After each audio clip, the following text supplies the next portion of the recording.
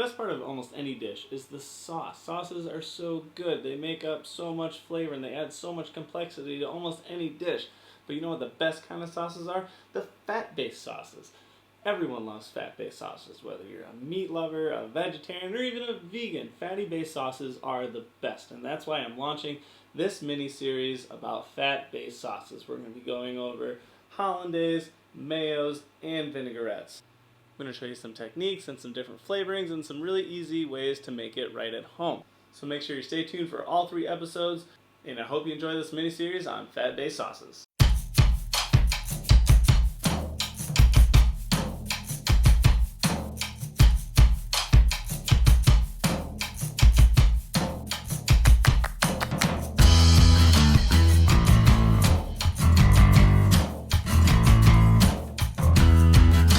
Welcome back everyone for the final chapter of our fat-based sauce mini-series, and today we are doing vinaigrettes. For those of you joining for the first time or don't know who I am Chef Ottusch, and thank you very much for being here.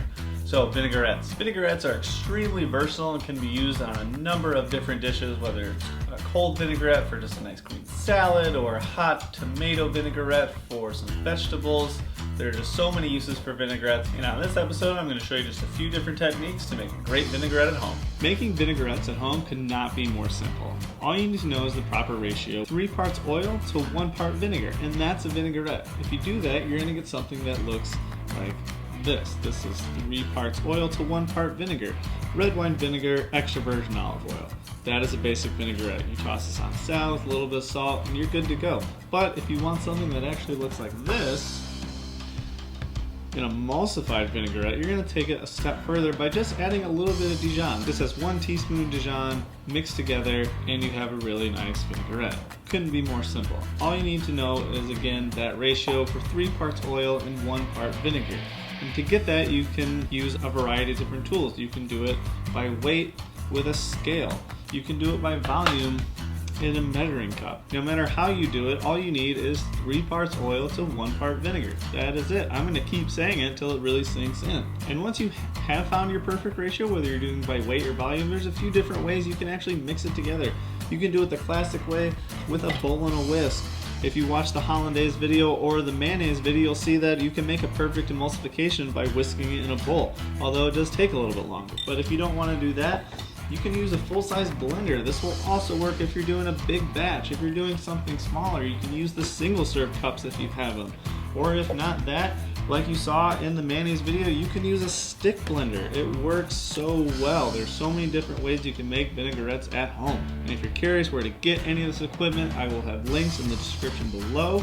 If you watched the mayonnaise video before, you're going to recognize this method for making an emulsified fat-based sauce. This is 1 ounce of red wine vinegar and 3 ounces of extra virgin olive oil. And I'm going to emulsify this together. I'm going to add just a pinch of salt, about a teaspoon of Dijon mustard, and then just for a little bit of sweetness, I'm going to add a little bit of some farm fresh honey, just so take away from some of the acidity. And just like before, I'm going to use my Cuisinart hand blender. I'm just going to start at the bottom.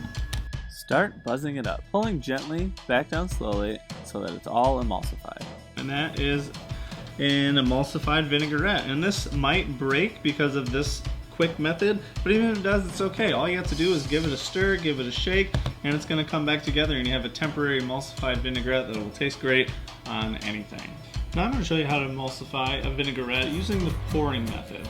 So basically going to be drizzling in our oil slowly while we have our blender going, and again you can use an open top blender for this. I'm going to be using the hand blender because I'm making a smaller amount, but it's still the same. In this measuring cup here, we have a 1/4 cup of red wine vinegar, 3/4 cup olive oil, so that's our 3-to-1 ratio. I'm going to be using a spicy brown mustard instead of Dijon, just to change up the flavor, but it's still going to be about a teaspoon. And then again, just so it's got a little sweetness, take away from all the acidity in there, I'm going to do a tablespoon of some nice farm honey.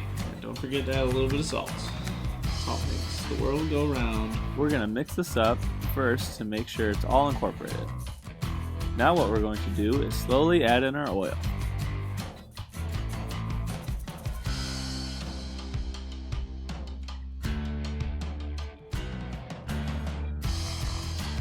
Now we have a nice creamy, properly emulsified vinaigrette. Tastes. Ooh, that acid got me.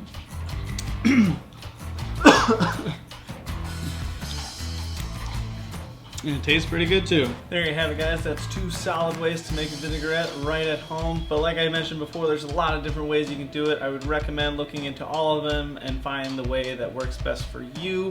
But if you take away anything from this video, please take away the vinaigrette ratio. 3 parts oil to 1 part vinegar. You do that every time, you're gonna have a really solid vinaigrette. One of the great things about vinaigrettes is nothing is really set in stone. You can play with all the ingredients. You can change the sweeteners, you can change the oils, you can change the vinegars, whatever you want. See what works best for you. Sky's the limit. As always, I want to hear from you guys. Let me know in the comments down below what your favorite vinaigrettes are and what you like to put them on. And if you've made it through this whole series, thank you very much. I appreciate your support. And if you're getting good value out of these videos, please do me a favor and hit that subscribe button.